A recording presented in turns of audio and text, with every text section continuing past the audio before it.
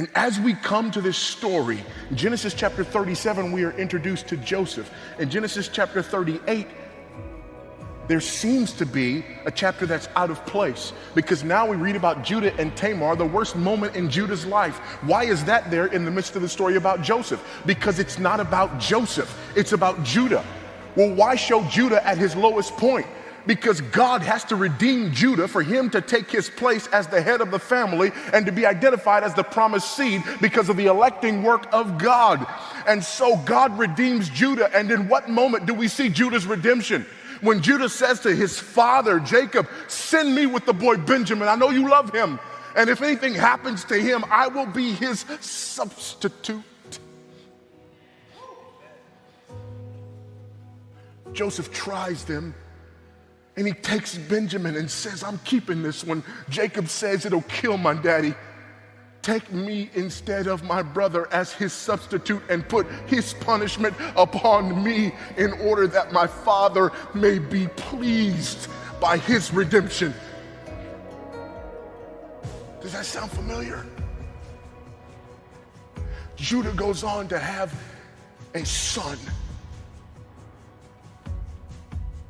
It's a great-grandson, and his name is David.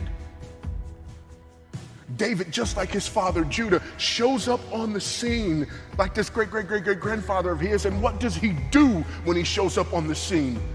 When he's finally identified and the promised seed brings forth his presence with authority, he walks down into a valley where there's been a giant who made this proposition: send me a man to fight with me.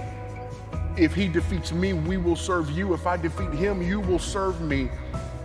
David goes down, fights the giant as the representative substitute for God's people, wins victory over the giant, thereby winning victory on behalf of all of God's people.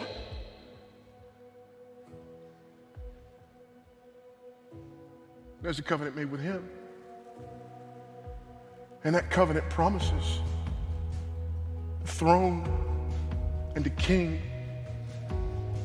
And great King David, descendant of Judah, eventually has a greater son who is a greater king, who is the Lion of the tribe of Judah. The New Testament opens up with a genealogy. And basically that genealogy screams, the God who made a promise in Genesis chapter 3 has fulfilled that promise. These are the line of the promised seed who will crush the head of the snake. And what does great King David's greater son Jesus do? Like his forebears, David and Judah, he stands as a substitute on behalf of God's elect, lays down his life, accepts the wrath of God poured out upon him that he might win victory on behalf of God's people, that all of those who are found in him might be rescued.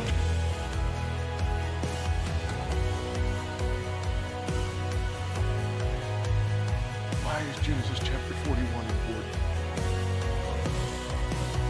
Because God rescues Joseph in order to rescue Judah, in order to rescue Israel, in order to rescue